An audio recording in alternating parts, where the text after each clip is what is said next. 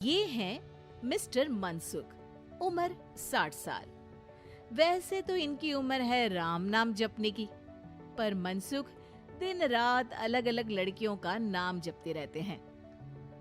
अरे लड़की, सुन तो, तेरा नंबर क्या है? अंकल, अभी तो आपका नंबर है, अर्थी बुक कर लो अपने लिए। अरे अभी तो मैं जवान हूँ लड़की, सफेद बालों पे मत जा। मनसुख राम को लड़कियां छेड़ने की गलत आदत थी। पत्नी बहुत पहले गुजर गई थी, जिसके बाद मनसुख खुले बैल की तरह हो गए। जहां दिखी नारी वहां लाइन मारी। मनसुख राम के पड़ोसी सोनी जी के यहाँ नई बहू आई। नाम था कल्याणी। अरे वाह बेटा कल्याणी, तेरे आते ही घर में खुशी खुशी हो गई है बेटा। अरे माँ जी, जलेबी खाओ, बात मत करो, बोलने से खुशी को नजर ना लग जाए। जैसे मोहल्ले की हर लड़की पे मनसुख की नजर थी, वो कल्याणी को भी बुरी नजर से देखता है। एक दिन कल्याणी छत पे मिर्ची सुखाने जाती है। दूसरे छत पे खड़ा मनसुख गाना गाने लगता है। उफ उफ मिर्ची, हाय हाय मिर्ची, देखे तो तुझे लग जाए मिर्ची।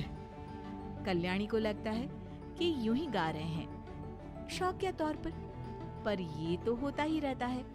एक दिन कल्याणी आंगन में पौधों को पानी दे रही होती है।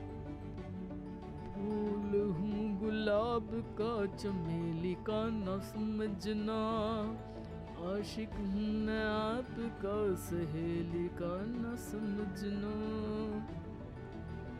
कल्याणी को ये बात बहुत अजीब लगती है, क्योंकि शायरी बोलते वक्त मनसुख उसी की तरफ देख रहा था।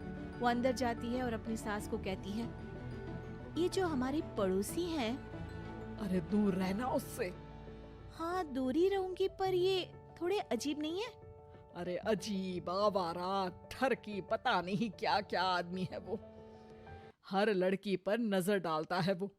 उसकी उम्र की वजह से कोई उसे कहता नहीं, बाकी उसे आसपास रखना भी नहीं चाहिए। अरे पर ऐसे थोड़ी ना चलेगा, एफआईआर करवा देनी चाहिए।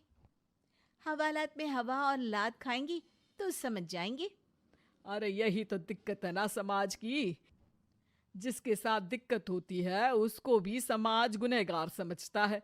लड़की अगर बोल दे कि फलाने ने मुझे छेड़ा है, तो कुछ लोग तो ये कहने लगते हैं कि लड़की की भी रजामंदी होगी ही।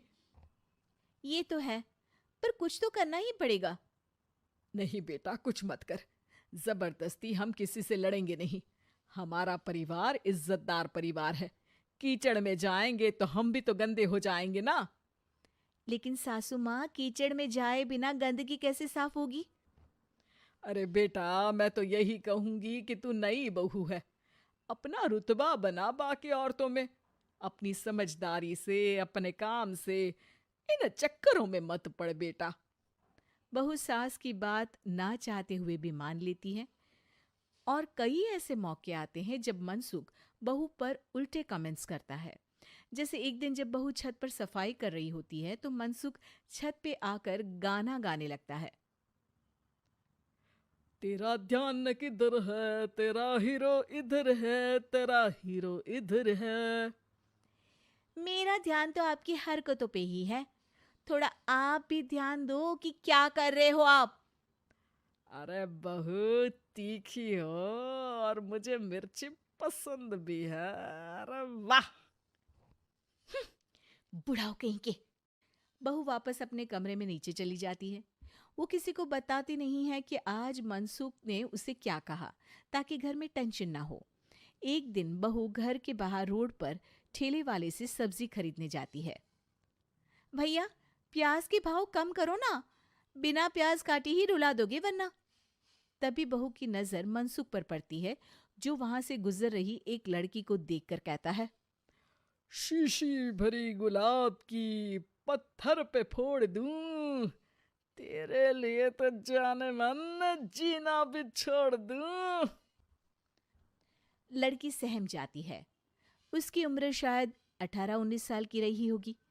बहू ने जब ये देखा कि मनसुख ने इतनी छोटी उम्र की लड़की को तंग किया है, तो वो घर में जाके अपने पति से कहती है, तुम्हारा पड़ोसी मनसुख। अरे बहुत नीच आदमी है। अरे कुछ करते क्यों नहीं उसका? अरे मैं क्या करूं? पड़ोस में गंदगी है, हटानी तो पड़ेगी ना। मेरा साथ दोगे? दूंगा, लेकिन करना क्या है? हम फंसेंगे तो नहीं ना?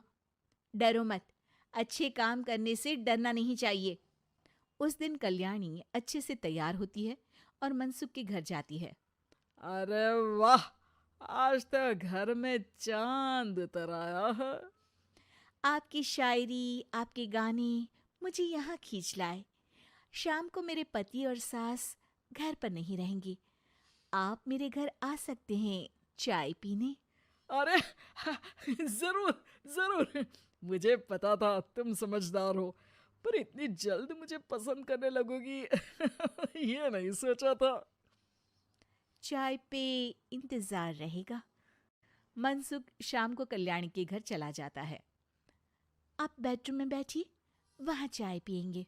अरे वाह बेडरूम में चाय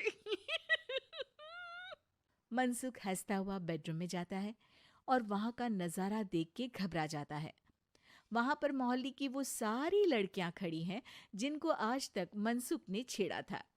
कल्याणी भी बेडरूम में जाके दरवाजा अंदर से बंद कर लेती है। अब बेडरूम से सिर्फ डम डम डिशुम डिशुम की आवाज आती है और बीच बीच में मनसुख की चीखें भी सुनाई देती हैं। अरे माफ कर दो बिटिया, अरे नहीं नहीं नहीं, अरे डंडे से नहीं, अरे अरे लग जाएगी, अरे आई। बेडरूम का दरवाजा खुलता है और मनसुख की हालत एक लुटे फटे कौवे जैसी हो जाती है। किए की सजा तो मिलनी ही थी आपको, लेकिन आपकी और आपसे ज्यादा हमारी इज्जत का भी ख्याल रखना था। इसलिए इस बार शांति से धर धर के धरना किया हमने आपकी। अगर जरूरत पड़ी तो बाहर जुलूस भी निकाल सकते हैं। आप ऐसी गलती नहीं करूंगा, मुझे माफ कर दो। बहू मनसुख को बाहर छोड़ने जाती है। मनसुख अपने घर की तरफ बढ़ता है। वैसे आपको चाय कैसी लगी? मनसुख अपने दुखते गाल पे हाथ रख के कहता है।